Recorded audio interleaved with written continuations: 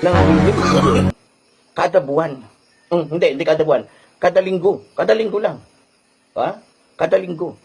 Siguro, mga palagay na natin, nasa 30 million o 50 million every week. So, kaya natawag silang ma-influensya. Kasi, ang laki na kinikita nila dahil obligado pala yung mga membro nila na magbigay ng ikapo. Kumbaga, pag ikaw ay nalaman nilang ang sweldo mo ay 10,000 tapos nagbigay ka lang ng 2,000, ay 200, tiwalag ka na agad. Tagal ako sa iglesia. Walang ganun. Di ba mga kapatid? Aw-aw ni iruan eh. Tubangan na lang tayo yung kaso dito. Magandang araw sa inyo mga kapatid sa mga iglesia ni Cristo at sa mga kamunting kalaman, no? Mukhang masaya na naman ang araw ko dahil napakinggan ko naman si Epifanio Labrador. Yung mga kanyang sinasabi, para sabi ko nga, pag piniga mo, wala nalabas sa tubig, wala nakakatas-katas, no? Paulit-ulit na sinasabi niya. Napapansin ko Kaya yung una pala, unang video na panood natin sa kanya, galit na galit tayo, di ba? Pero hindi pala. Pag pinanood mo lahat ng video niya, hindi ka na magalit sa kanya. Bakit? Paulit-ulit na lang at nag-iimbento na lang siya. Marami siyang imbento sa kanyang haka-haka kuro-kuro, walang ebidensya.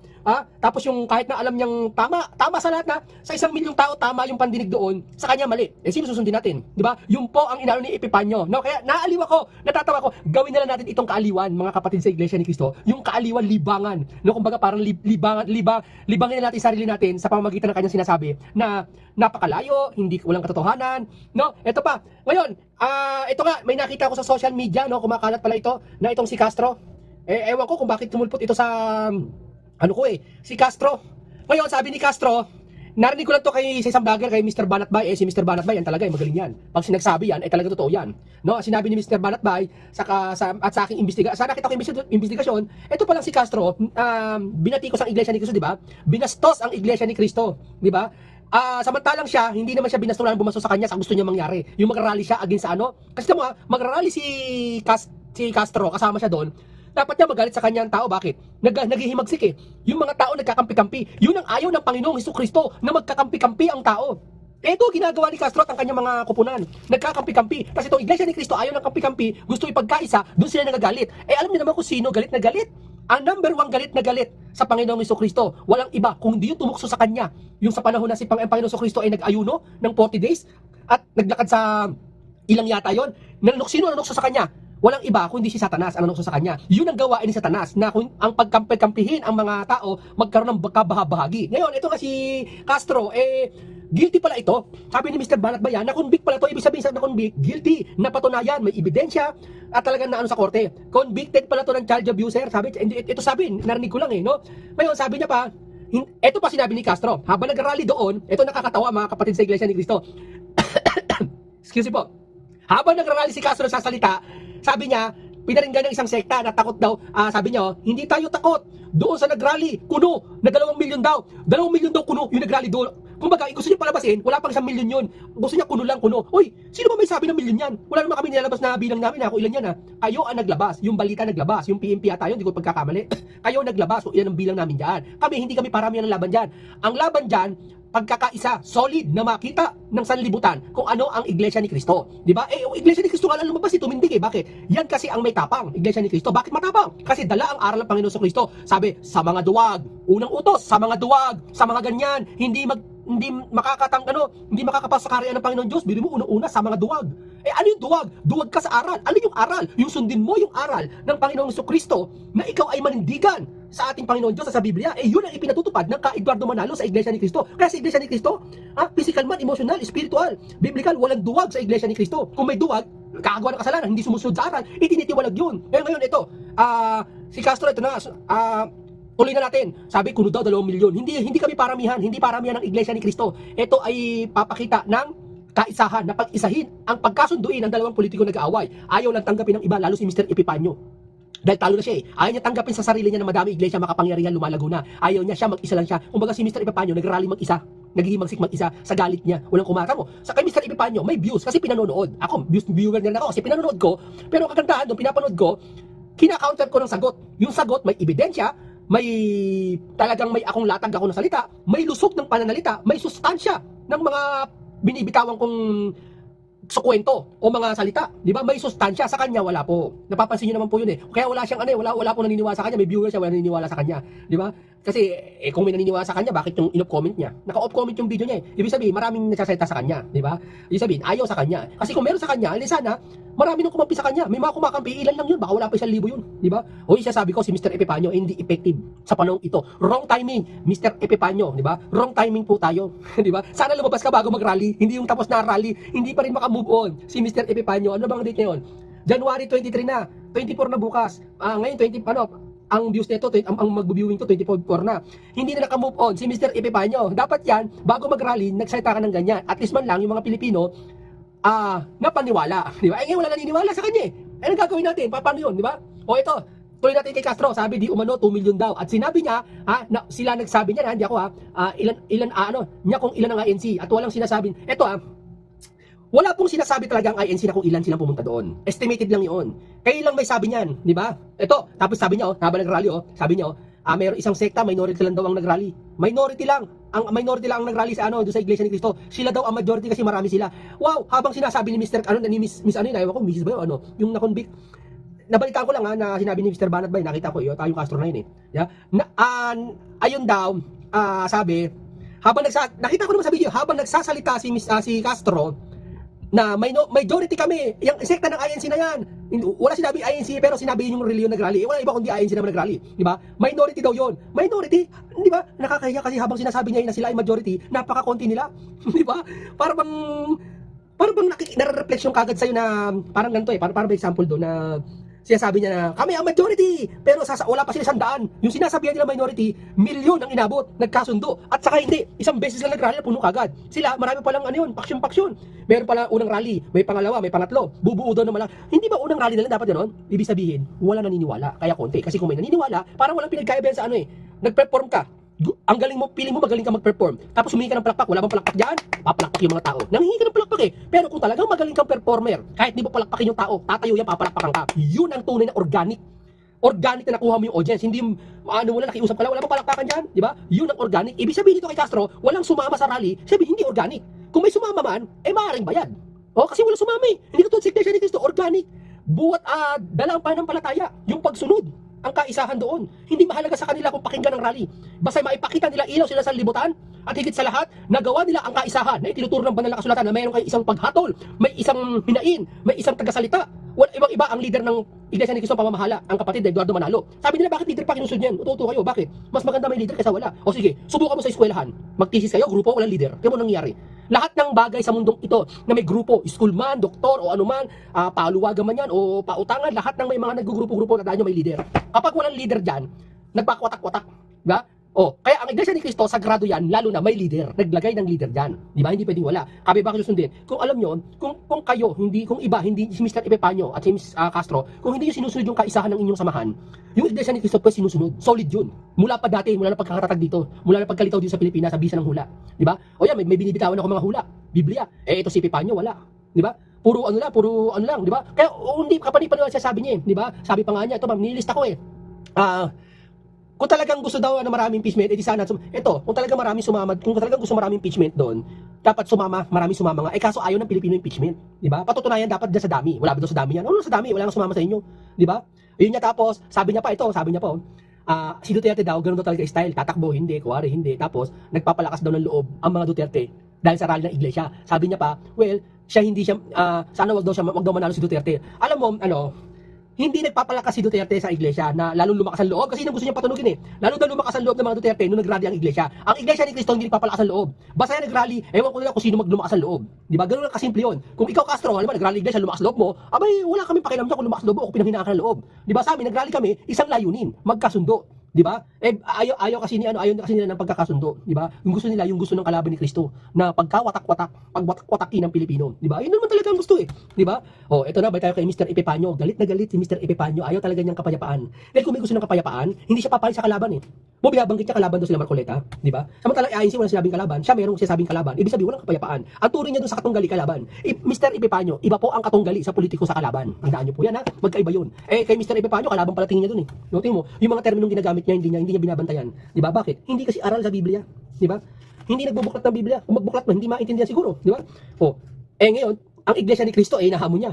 Sanay sa Biblia yan. Sinabihan daw, at sinirabihan pa daw ang iglesia na wala daw alam sa Biblia. Walang alam sa Biblia, lalawak ba yan? Dadami ba sasama sa iglesia ni Cristo? Dadami ba aanid sa iglesia ni Cristo kung walang alam sila sa Biblia? Ako, kasasabi ko, medyo na ako may kaalaman sa Biblia, kaya ako napaanid sa kanila kasi natuklasan ko, tugma yung sinasabi ng Biblia sa lahat, sa kanila. Lumalapat sa kanila, di ba? Yun ang aking panindigan, kaya ako, ito lahat na sabi ko sa inyo, ito, bate sa aking pananaw to, sa aking reaksyon, teorya, opinion, no? Ngayon, sinasabi ko ang katotohanan tungkol dito sa aking inaniban sa iglesia ni Cristo. Di ba? Kaya proud ako. Dahil tingnan mo, inuusig. Ito lang religion inuusig eh. Tingnan mo, lahat ng religion inuusig. Inuusig man, kaunti, hindi ganun. Nakagawa kasi ng kagaya ng kay Mr. Kibble, nakagawa siya ng ewan ko kung totoo yun. Inuusig sila, doon lang sa part na yun. Pero iglesia ni Cristo, tingnan mo, inuusig lahat. Di ba? O ngayon, sabi pa nga nagpunta daw yung mga politiko doon. Paulit-ulit si Mr. Epifanio. Nagpunta daw yung mga politiko doon. Paano hindi pupunta mga politiko doon? Sabi niya ng iglesia ni Cristo, invited kahit sino. Sabi niyo, hindi, tapos Marcoleta daw nagsalita pa para tirahin ang Quadcom. Tanong, bakit? May kinakampihan ang Quadcom. No, bakit? Ito tanong, tinira ba ni Marcoleta ang Quadcom? Hindi. Ang tinira, ito yun. Halimbawa, wala kang ginagawang masama. Pinaratangan kita. Yun ang tinitira mo ako. Pero kung ang ginagawa mo naman ay mali. Halimbawa, nakita ko kumuha ka ng bulaklak. Kumuha ka ng bulaklak. Oy, ba't ka kumuha? Yun, di paratang yun, totoo yun. Pero kung halimbawa, di ka kumuha ng bulaklak, di ka bumitas. Tinasabihan kita, yun, tinitira mo ako, pinaparatangan mo ako. Eto kasi si Mr. Epifanio, hindi dapat nagmamasid po muna ikaw. Nag-search ka muna. Kung hindi ka mag-search, magtanong-tanong ka, makibalita ka na lang sa mga mainstream media. Hindi yung sarili mong haka-haka, inaano mo na, yung pinapalagay mo na. No? Kasi sa Iglesia ni Cristo, lahat ng sinabi ni Mr. Imora, wala, hindi tumugma. Di ba? Napakalayo. Kumbaga, siya ay 1%, sa Iglesia ni Cristo, 1,000%. Wala pa nga 1% si Mr. Imora tatingin ko Yung sinasabi niya, alam mo kung napapakinggan ng Panginoon sa Cristo yan, isa lang sasabihin sa inyo, sa'yo, Mr. Imora, huwag nyo nang patulan, hindi niya alam ang kanyang ginagawa. Patawarin mo sila kapagkat hindi nila alam ang kanilang ginagawa. Totoo lang, di ba? O ito pa nga, sabi pa nga, sumama daw ang politiko doon. Kaya sumama ang politiko doon sa raling ginawa ni Iglesia ni Cristo dahil ayun ay open naman sa lahat. Kahit ikaw, Mr. Epifanio, kung ma-ultra rally, sama ka, pwede naman di ba? O, ngayon, sinabi niya, ang pinakaano niya, ang katwiran daw niya, pinagsalita daw si Marcoleta bilang kapatid. Sabi niya, kahit daw pinagsalita bilang kapatid si Marcoleta doon, politiko pa lang daw yun. Tanong ko sa'yo, bakit? May masama ba sa politiko? May masama ba? Ibig mo palang sabihin, ang pagkakilala mo pala politiko masama? So, yung kinakampihan mo, tinuturing mong kalaban, si Mr. Ang kampo ng Marcoleta, tinuturing mong kalaban. So, sabi mo, kakampi mo sila BBM. So, politiko din yun, sabi masama rin para sa'yo sila BBM. O, so, hindi. Gusto mo lang, kapag pabor sa'yo, masama sa kanila ang politiko. Pag naman pag hindi pabor sa'yo, masama ang politiko. Kapag pabor sa'yo, mabuti ang politiko. Bakit? Hindi may masama ba na sumamali doon yung mga politiko sa rally ng Iglesia ni Cristo? Wala. Diba? Nagsay tayong bilang kapatid. At yung sinabi noon, katotohanan. At hindi yung sumasaksi sa hindi katotohanan. Sinabi ni Cristo, huwag kang sasaksi sa hindi katotohanan. Yun, sumasaksi yun, nagsasalita yun na may katotohanan. Sabi niya, titira ng Quadcom. Bakit titirahin ng Quadcom? Tanong ko sa'yo, Mr. Mura, ang Quadcom ba? Piskal o korte? Diba hindi? O bakit yung nag-ano? O, yun ang pinuna ni kapatid na Marcoleta na bagay na mali. Di ba? O, alin na mali ang iglesia doon? Bakit? Porket ba religion ka? Yan ang masama sa atin. Porket ikaw INC ka. Nakikita mo sa paligid mo, mali, wala ka ng pakialam? Hindi, sabi ko nga sa inyo, ang isang bagay kapag nakita mong mali at isa ka doon na hindi sumaway, hinahayaan mo lang, kinukonsinti mo lang yung maling nakita mo sa isang tao o sa isang lugar at hindi mo sinasaway, darating ang araw, hindi malabo, isa ka na rin sa gagawa nun, yung sinasabi na yun. Yun ang sinasabi ko. Di ba? Dapat ang isang bagay na makita mo bilang ikaw ay isang nangungunang religion. Ito, opinion ko to at saka teorya ko to, ang Iglesia ni Cristo makapangyarihan sa Pilipinas, nangunguna na. Una na, hindi nangunguna kasi nangunguna, ibig sabihin, papaunahan Una talaga ang Iglesia ni Cristo sa Pilipinas. Kung sila una, bakit naman hindi sila magsasalita na laban sa laban ng kasamaan ng kabutihan? Di ba? Kaya nilalaban nila. May nakita silang mali, sasawayin nila. Ano nila? Karapatan din ng mamamayan yun. Bilang isa si Marcoleta, isang mamamayang Pilipino at isang kapatid at isang abogado. Pagpalagay mong politiko yun. May masama. Walang masama sa politiko. Ang naging pananaw lang ni Mr. Mura o ang iba na ang politiko ay masama. Siguro, pinanganak ka dito sa to, na masama ang politiko. Yun ang pananaw mo. Pero kung lalawakan din ang isip natin, ang politiko, sabi ko nga sa inyo, mga nakarang video pa, paulit-ulit na lang, ang politiko ay nangangasiwa dito sa gobyernong ito. Ang sanang gobyerno ay nagpapatupad ng mga batas at mga protocol dito sa ating ginagalawan. Di ba? Kaya walang masama sa politiko. Ang masama si Marcoleta. Ano masama? May ninakaw ba si Marcoleta? Diba? Tatakbo nga lang ngayon niya, senador Di ba? Yun ang sinasabi ko. Marami pa siyang sinasabi, mga kapatid sa Iglesia ni Cristo. Ako natutuwa kasi nasasagot natin. Kaya gusto ko pa magbato siya ng magbato. Ibabato natin tinapay. Di ba?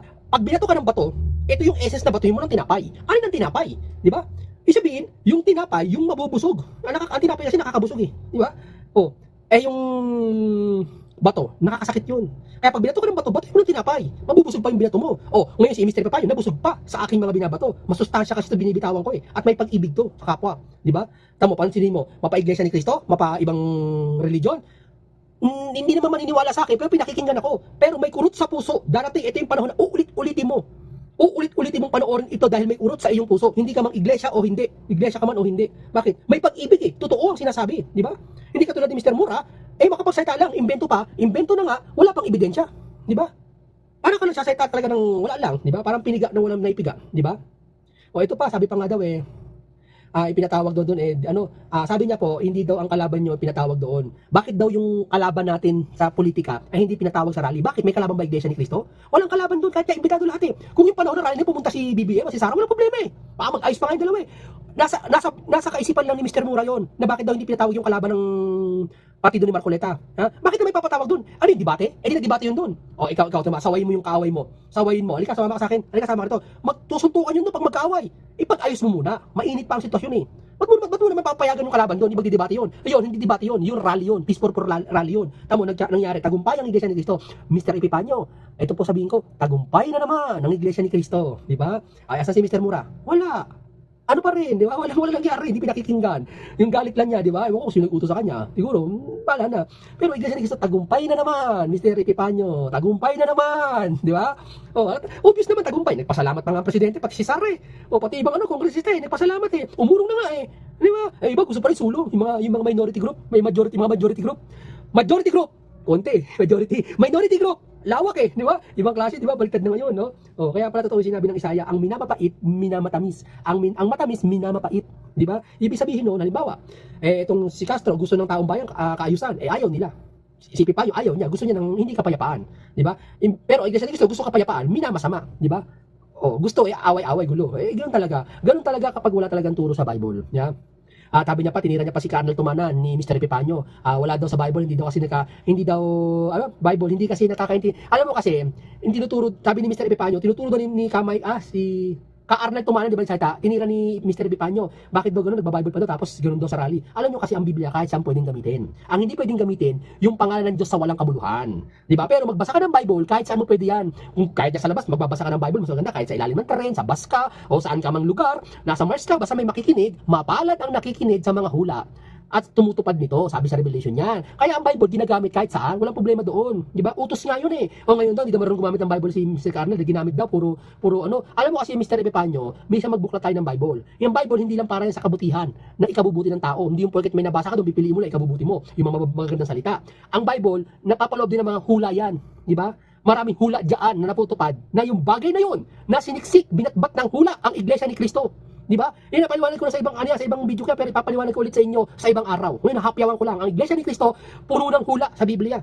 Di ba? Lahat ng hula sa kanila tumatama, tumutugma sa kanila. Di ba? Hindi coincidence. Kasi kung coincidence lang ito, hindi kalawak ang Iglesia ni Cristo ng ganyan. Lumawak ang Iglesia ni Cristo eh. Sumambulat. Ang bilis ng paglawak. Di ba? Kami, madami kami na una. 2,000 years na kami. 2,000 years hanggang ngayon ganyan. Iglesia ni Cristo, 100 taon na pero ang bilis. Di ba? Alam mo kung titignan mo parang Iglesia ni Cristo nasa 1,500 years na. Hindi naman, siguro mga 800 years na ang nilalakbay. Sa ganun dami, ang bilis, kontinente kagad, di ba? Yun ang sinasabi ko sa inyo. Ito aking opinion na lahat to, aking reaction to, yung binato na ni Mr. Epipanyo na tanong, mga kontra, ito ay sagot sa kanya, dun sa mga paratang niya sa hindi naman totoo, no? Kaya, sana, si Mr. Epipanyo, sige, patuloy lang siya mag-video, mag-vlog, kasi wala naman naniniwala sa nasa kanya. Mayroon mang konti. Sabi ko nga sa inyo, lahat ng gubat may ahas eh. Di ba? Wala namang perfecto eh. Di ba? Hindi mo pwedeng sabihin pupunta ang gubat ay sana walang ahas.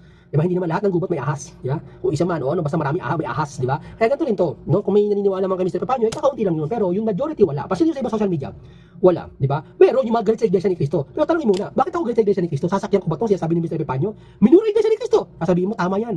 Tapos pag simba mo sa linggo nanalangin ka, sabi sa ng pastor mo, wag magmumura. Pero sinakyan mo yung tao nagmumura doon sa kapwa mo. Di ganoon din yun. Di ba? Kaya sabi ko, ang Iglesia ni Cristo talaga matibay, matatag, makapangyarihan, di ba?